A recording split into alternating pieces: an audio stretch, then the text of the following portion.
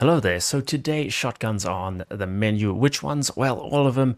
Well, besides one, because that one always gets all the love, so the rest are in the spotlight. Today, two different build packages for them, so let's get into things. So I'll split this into two sections based on how I use the different shotties. Two, I always go the stealth route with, because of course, you know, a stealthy shotgun just makes Fallout sense, and the other two, a power armor loud route, which is a bit more logical, I suppose. But kicking things off, we'll go stealthy first, so that means the pump action and the combat shotty. Now, shotguns in 76 could use a bit of love, and by that I mean they need a slight buff here and there.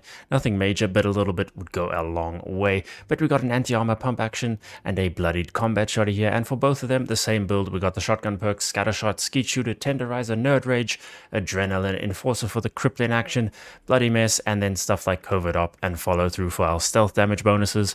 A lot of shotty perk cards out there. Of course, the main thing missing compared to other weapon families is an armor penetration card, which is the main reason why it can lag behind a bit and feel a bit weak, at least to me. But with this setup, we are getting 2-shot kills, so pretty good, all things considered. VATS crit shots, we can get that 1-shot kill, but sitting at bloody range with all the perk cards that we have here really feels like we should be getting the 1-shot straight out of the gate here. Again, that armor penetration just missing, I think, would fix that. But 2-shot kill, really good. I do always enjoy using the pump action, especially on new characters. It's always my go-to choice at the beginning. I don't use the combat shotty as often, but also performing really well. So for these two, this is the route that I usually opt for. Vampire's also surprisingly decent on these two, especially if you're running a new character. It's great for low levels. But the level 100 super mutants getting taken out, no issues. Bigger targets like your death claws also dropping pretty quick against our shotguns here. So on to the next two we go. And the next two, we have a slight build change up. We are now in power armor, still bloodied, but the two for this are the double barrel, and we will be using cold shoulder here because it's just really awesome and it's a double barrel, and the pepper shaker, a heavy gunner shotgun.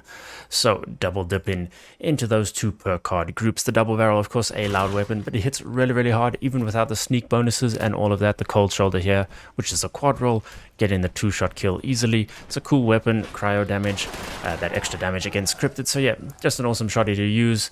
Don't have to worry about stealth or being blooded if you don't want to. So for the full health players out there, cold shoulder, definitely a great choice to go for, and a cool skin on it, but I guess that is subjective. But even on something like a bloody double barrel here, also getting the 2-shot kill, so in case you were wondering, similar performance. And yeah, cold shoulder, really awesome.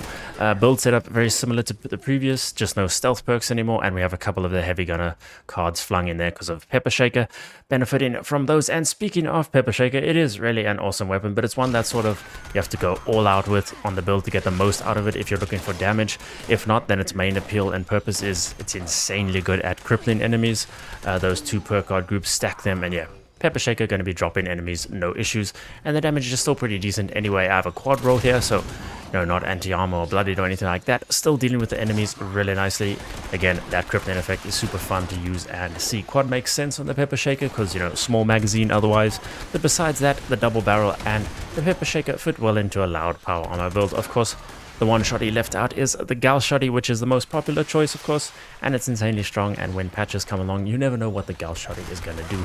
Sometimes it's insanely broken in a good way, other times broken in a very bad way, and it's absolutely useless. So Gal shotty, definitely an entertaining weapon for patch days. But if you main any of these weapons, let me know in the comments below. Hopefully you enjoyed. If you did, then hey, do me a favor, hit that like and subscribe button, stick around for more Fallout content. As always, massive thank you to the channel members for their support. But for now, thanks so much for watching, and I'll see you in the next one.